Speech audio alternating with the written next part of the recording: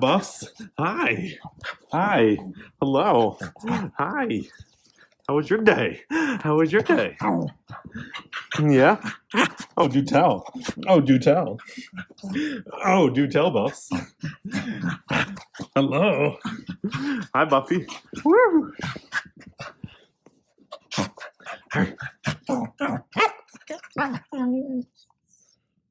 Oh, you're such a good doggy. Such a good doggy. Hi. Hello. Hello. Hello, Buffs. Ah, yes. I missed you. I missed you all day.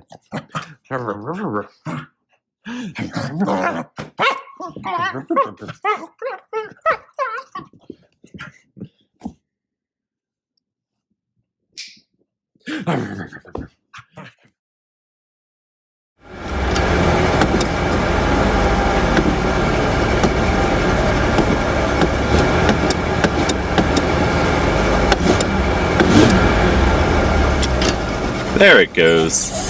Thank you. So I learned a few things about making YouTube videos as well as building a house.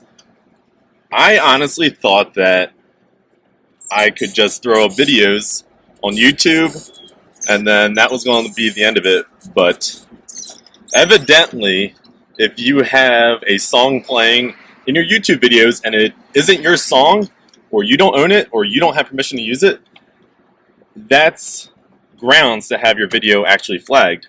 So I had to do a little bit of backtracking, so to speak, and I had to reshoot some videos because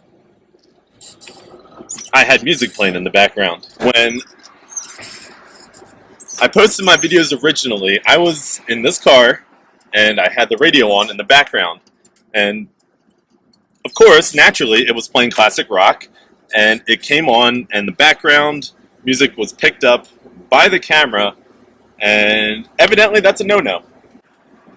The second thing that I learned about making YouTube videos is that they're kind of hard to make. There's a lot of editing that goes into them that I did not anticipate. I literally thought I was just going to be able to throw up footage and then be good to go. Again, I probably could, but I want to show the things that are actually important. I don't want to show just random things like me cutting down trees for 6 hours, because aside from that being boring, I actually want this to be somewhat educational in some regard. At least in the regards of building a house and maybe making YouTube videos. I'm also not a big YouTube person, so I never knew exactly how much went into actually putting a video up. From the thumbnail to putting in subtitles to editing clips together, adjusting sounds and all that good stuff. It's almost like a job in and of itself. And I honestly don't know how other people who have YouTube channels do that and also have a job or any other hobby, honestly. So we're just going to film the things that are most important. And one of those things is discussing what happened at the land and what's led up to this point. The last few times I went out to the land, I had this idea for moving the logs. Now, my first idea was to hang a piece of rope between two trees. So tree 1 would be here. There would be a rope coming from tree 1 over to tree 2. On that rope would be a pulley. That pulley would be attached to a crane with a lever on it. And that crane has a giant cable that comes out with a hook on the end. And the hooks, the entire idea was to have the hook grab the log, pull it up, and then the pulley that's on the rope would be used to move it from side to side wherever I need be. So what I was thinking was I would just throw the rope around two trees, get the logs underneath it, attach the crane, lift the log, and then shunt it to whatever area I needed to go. A few things I did not consider. The first thing was, I didn't think that the rope would stretch as much as it did. Granted, I did expect the rope to stretch to some degree, but not the degree that it actually did. So, after a couple failed attempts, and a couple more failed attempts,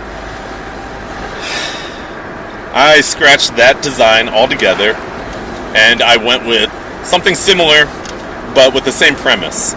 So, instead of tying a piece of rope to the tree, what I wanted to do now was throw the rope through a fork in the branches over top that was sturdy enough to obviously support a log. That way, when the rope started to sag, I could just adjust it by tightening the tension of it on the other side of the fork. Oh, some baby deer. You missed the buffs? It's alright. It's alright. There'll be more. In theory, it should have worked. However, there came a point where the tension in the rope and the cable that was hanging from the crane was just so great that I could almost feel something snap. And I don't know if this is true or not, but Buffalo was acting up a little bit, and I've heard that dogs can sense when danger's coming or a storm or something like that, and he was barking and he was making a lot of noise that wasn't normal for him. So I said, alright, we're going to scrap that idea too and go back to the drawing board.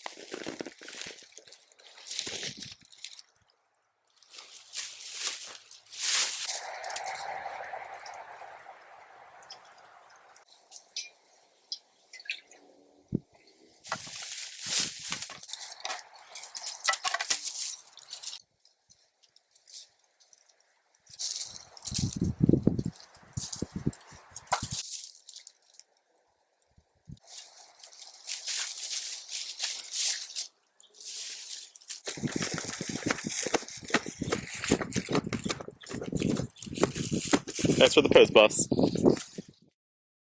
And I didn't want to go out and buy any more material. I didn't want to go out and rent an excavator because I knew deep down that I could do this. I had the tools, and I had, most importantly, the passion to do it. And if I learned anything from that first failure, was that if I just keep getting back up, if I just keep on pushing and pushing and going forward, I will get this done.